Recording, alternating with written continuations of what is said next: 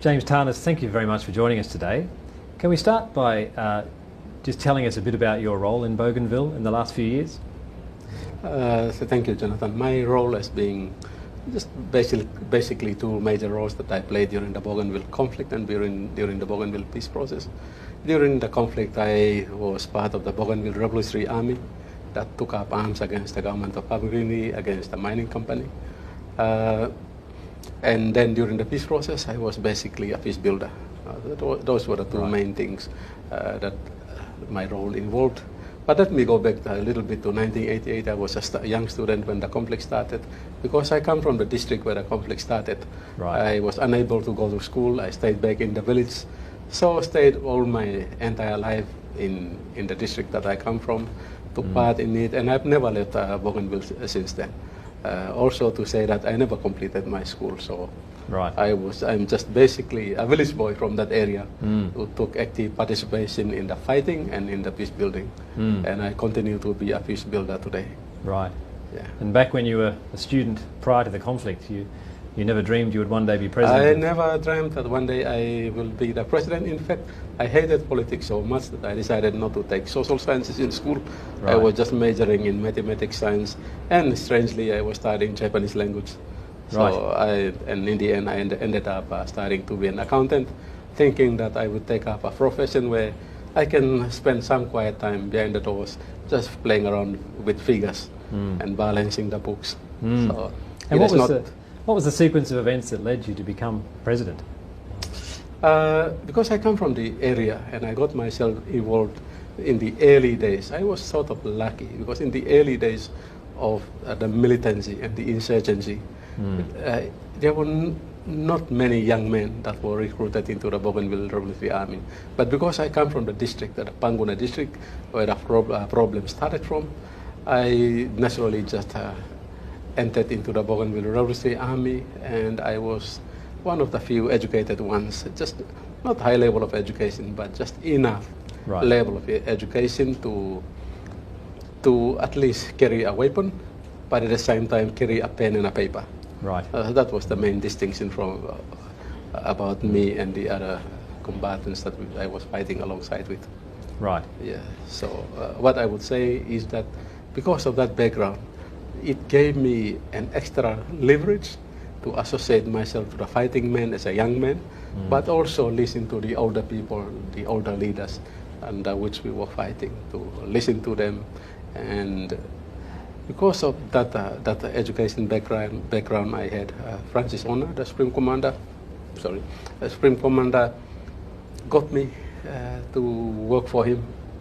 So basically I was doing a bit of fighting here and there, and a bit of attending meetings, listening to the political leaders, writing and taking notes for them.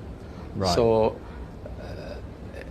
I grew up and in that environment as a young man, took part in fighting, but at the same time I was beginning to take more political responsibilities. In 1990, the government of Papua New Guinea pulled out, and in the first ceasefire in 1990 left a big vacuum, and Bougainville was thrown into a turmoil. Because of the way the conflict started, the Bougainville Revolutionary Army was not a conventional army. It was almost an army of the villages. So we came from all walks of life. Some were politicians, some were businessmen, some were religious people, some were students like me. And of course, a good number of them were people from the criminal elements. So when the state functions withdrew, the criminal elements started coming up. And they overpowered the political masters, and Bougainville was thrown into a period of chaos and violence and anarchy. And that was the time when a certain part of the population started thinking, okay, this is not safe. Maybe we will be better off with the government of Papua New Guinea. So they started linking and communicating and contacting the Papua New Guinea Defense Force for the return of the Papua New Guinea authorities back on the island. And of course, because of the difference of opinion on the politics, Bougainville was divided, and then one part of Bougainville was still under Bougainville Revolutionary Army, and the other part of the Bougainville under a militia that was sponsored by the government of Papua New Guinea and by the Papua New Guinea government, with weapons given by Australia under the defense, Australian defense Papua New Guinea ties. Right. Yes. So Bougainville was then basically divided in half. We continued fighting amongst ourselves, and the conflict was becoming complicated. Yes. As I mentioned in the presentation, the Bougainville conflict started developing multiple layers. It started from a frustration against the mining company, and when the state mishandled the situation, the Bougainvilleans retaliated against the state, meaning Papua New Guinea, and when the state withdrew, there was a vacuum, and part of Bougainvilleans retaliated against the Bougainville Revolutionary Army, so Bougainville was also divided. Right. So it went into a multiple layer of conflict. Yes. And we continued that way. There was a stalemate. We could not move any further. Papua New Guinea government nor the Bougainville side would do any progress forward. But when that was happening, the victims were the civil society, people were suffering. Yes. So there had to be a way out. And the way out was first attempted by the government of Papua New Guinea when they hired a mercenary, South African-based mercenaries that was called executive outcomes. Right. Outcomes that was not very well received by the military in Papua New Guinea.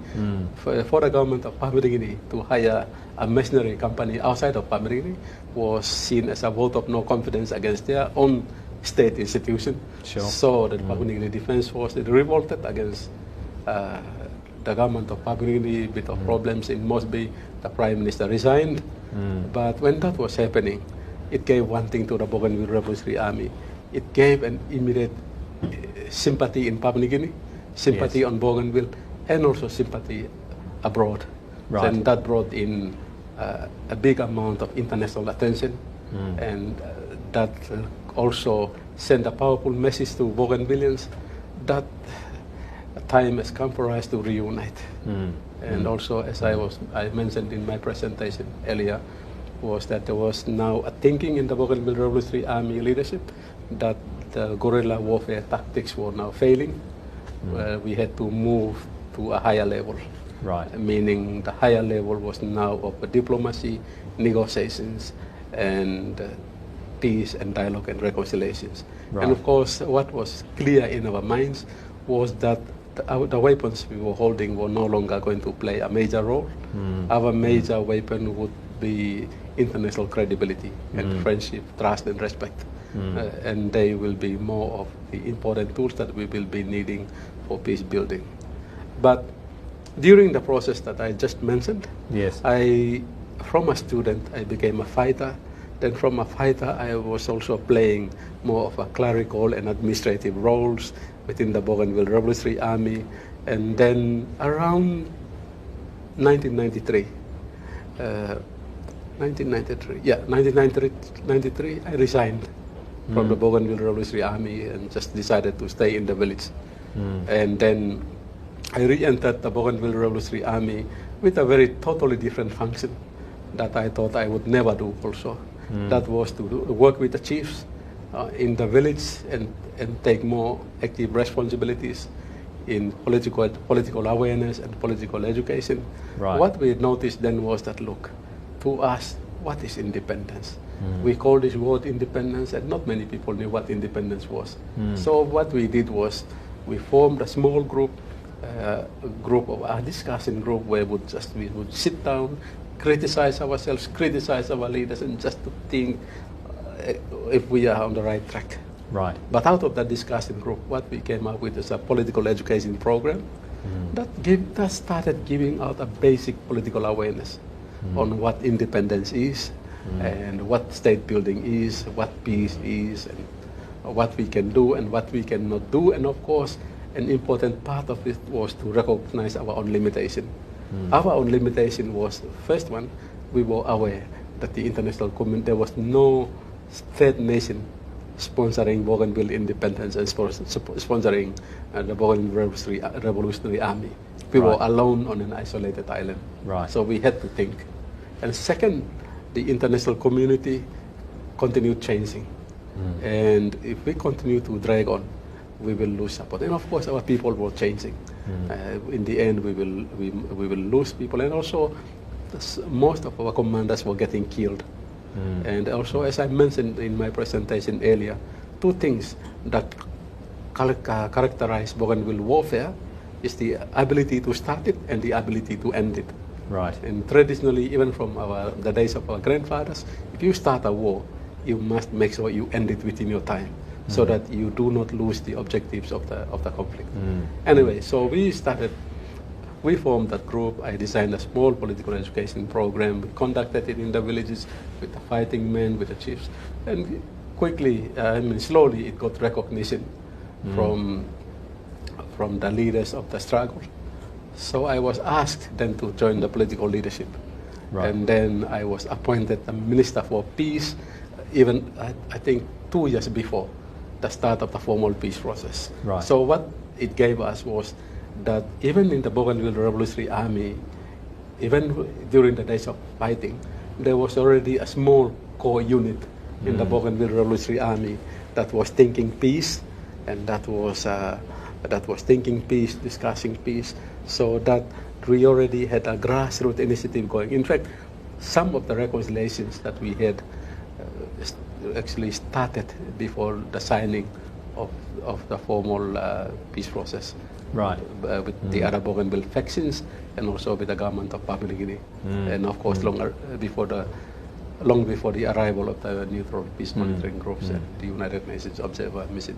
Right. So the most important thing maybe that I would leave in this seminar is to say that peace can be advocated, peace can be attempted to be enforced, but peace really starts with those who hold on. Peace actually will hold on until those who are in the center of the fighting decide to accept peace. Right. Yes, a lot of Bougainvillean, few Bougainvillean leaders lost their lives. Few civilians lost their lives in their attempts for peace. So, but the difference with this peace process at the moment, the current peace process, is that the peace process now is held on because it is based on a decision that was made by the Bougainville Revolutionary Army. Right. So it's not that because we have a magic formula or that. It's simply because of the fact that we were the ones that were doing the fighting, and we were the ones we had to accept peace and leave peace. You mentioned that at the height of the conflict there were sort of multiple layers. I guess you reach a point where some of the objectives start to get a bit lost. Yeah, so the objectives started getting lost right after 1990. Right. Because the main two objectives were based on the grievance against the mining company, and then from that it evolved into a long-standing issue over the question of Bougainville independence away from Papua New Guinea. Right. But then it was getting lost into just pure hatred, and also certain groups were abusing that vacuum, the situation to settle their own scores. Yes. So there was some personalized conflicts. Right. So we were beginning to lose it, and I must say that we are actually lucky that we had to end the conflict before the two original agendas were lost. And so just summarising one of your points there, the turning point really came when the focus went from conflict to dialogue about what everyone wanted to achieve. Yes. Right. Yes, the turning point came when those of us who were in the center of the fighting realized that fighting would not achieve anything.